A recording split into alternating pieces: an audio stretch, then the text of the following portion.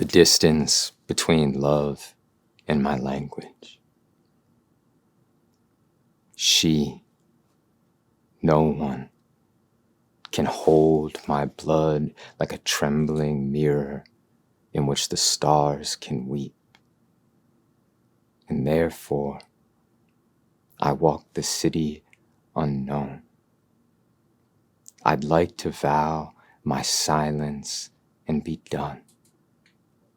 I can't. I keep a belief in salvation, in a hand reaching gently out.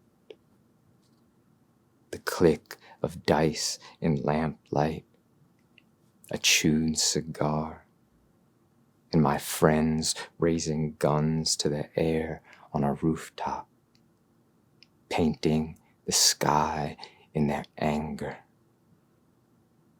The wolves' communion, my death, my ashes in a pause of wind. I don't want to be holy. I want my breath to flock and spiral like birds, but like a girl, whistling a hollow point into the wheat fields at twilight. As she watches her song carry, I think, where does it end?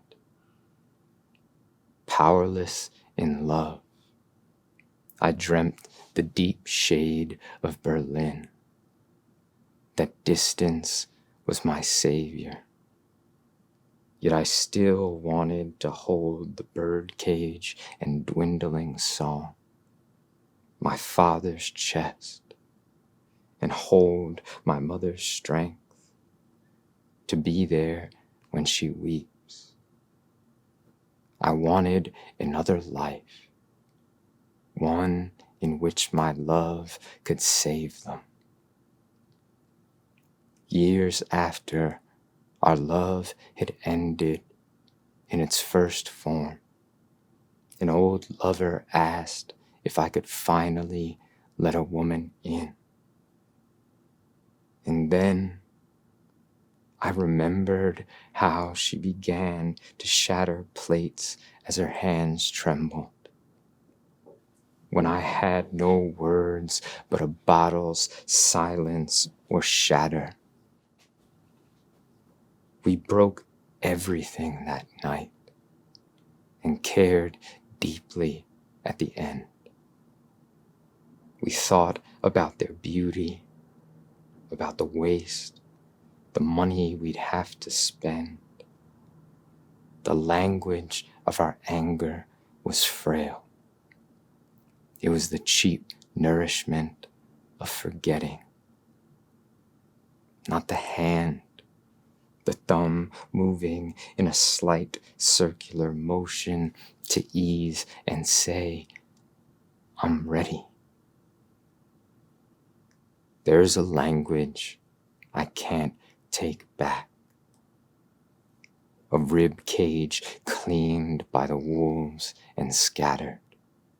A tint of red in a snow which lays my love distant. I remember taking my father's throat in my left hand, while my right hesitated, made snow of the sheetrock beside him.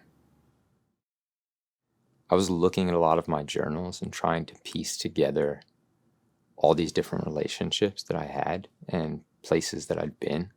And as I'm looking through those journals, I'm trying to build a connection between them and consider the fact that all of my relationships influence one another in some way. And the poem sort of is built off of that. And there's an undertone of violence throughout the poem, but that violence is less powerful, and there's more joy when it is held and acknowledged. The poem is not only born of individual experience, right? The poem is also born of the language of other poems and my ideas of tapping into these more archetypal landscapes and languages, right? And I think I've been so deeply affected by my reading of poetry that it begins to merge with my personal experience in the world that I am observing as I walk around in my daily life. So the language of Rilke or the language of tundra, even though I'm from New York City, begins to merge with that reality of walking around the city or the relationships that I've been in and those experiences. And I often feel that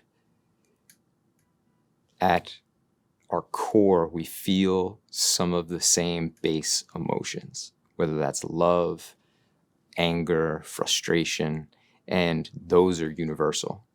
And in my mind, they are very much attached to that other archetypal landscape outside of the individual circumstance. So I want to like bring those two things together. There are times in my life where I was incredibly repressed, and poetry in particular and literature, there are these poems that I encountered that I felt as though like they touched me and a piece of my body lit up. And it was always there, but it lit up in that I received a language and a framework with which to understand myself. My job as a poet is to take the inspiration of other poems and move them forward in time, right? So a poem that's 100 years old has a different image system than I do.